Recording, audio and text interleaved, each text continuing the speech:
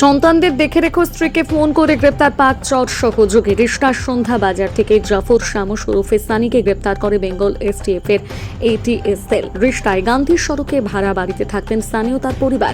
বছর 7 আগে তপস্যায় চলে যায়।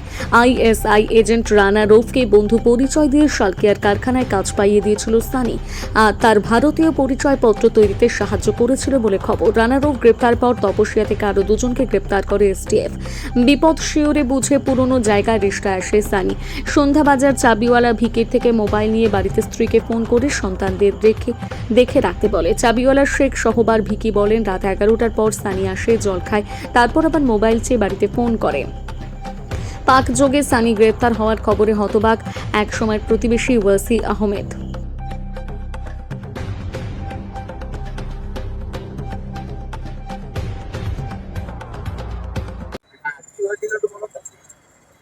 আমি এইখানে থাকি, ঠিক আছে। তো ওই দোকান ওর ওইখানে ছিল আগে 7 সাল আগে, 8 সাল আগে এইখানে থাকতো। কোথায় থেকে এসছে বলেছে আমার মোবাইলে চার্জ নেই, আপনি আমাকে ফোনটা একটু কোথাও করবো। ও ফোন কাকে করেছে, ওর জানানা আছে, দিদি ওয়াইফকে করেছে। তারপরে এসেছে, অফিসার ধরে নিয়ে চলে গেছে। রাত কালকে 11টা 2, 11, 10 এরকমই হচ্ছিল। হ্যাঁ, না না, দোকান বন্ধ থাকে। আমি তো এখানে থাকি, আমার বাড়ি এইখানে। ও আছে এখানে, জল খেতে গেছিল, বাস ওইখানে ধরে পরে নিয়ে চলে গেল। পুলিশ দেখলাম না, পুলিশ কোটা ছিল, আমি চলে গেছিলাম ভেতরে, তারপরে চলে আসলাম। হ্যাঁ, ওই 5-10 মিনিট, বাস 5-10 মিনিট। অনেকদিন পরে এসছে।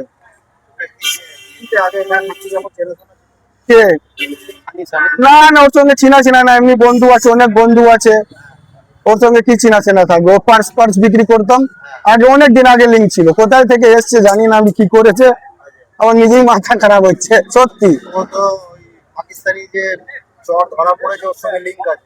হ্যাঁ হ্যাঁ, এত বড় আমি কিছু জানি না। আমাকে কেন বলবো, আমি তো কিছু করি না। না না না, ওর মধ্যে কিছু থাকলেই তো করবে। কি সর, আমার মোবাইলে থাকলে কিছু করবে, যদি না থাকলে কেন কিছু করবে।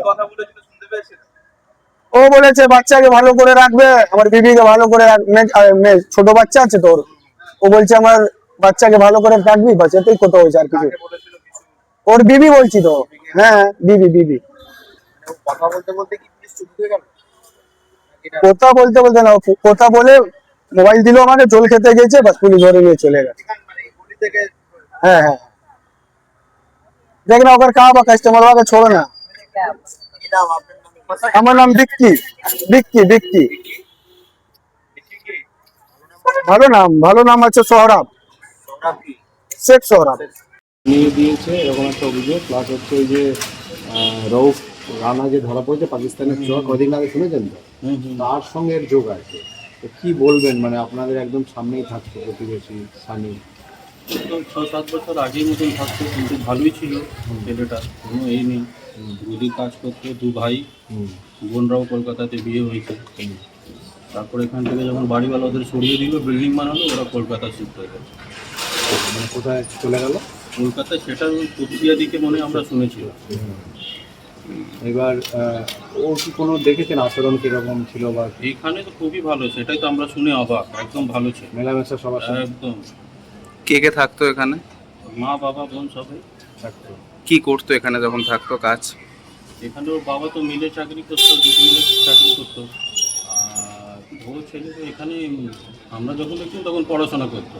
এখান থেকে কোনো কাজ করিনি, কলকাতা শিফট হয়ে তাহলে গদির কাজ করে। গদির কাজ।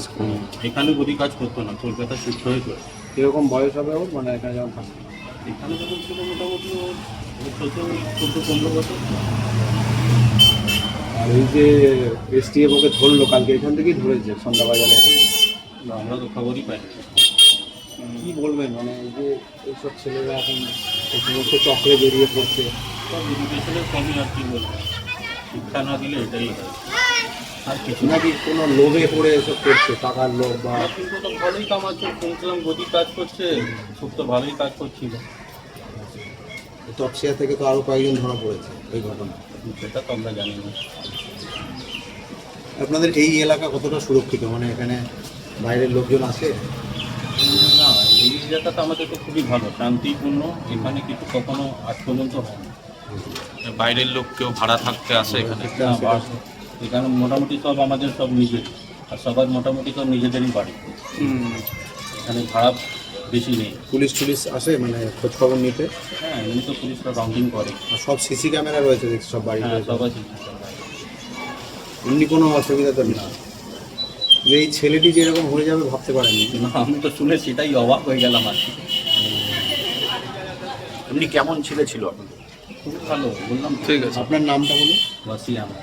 হ্যাঁ, ওয়াসি আহমদ। ওয়াসি আহমদ।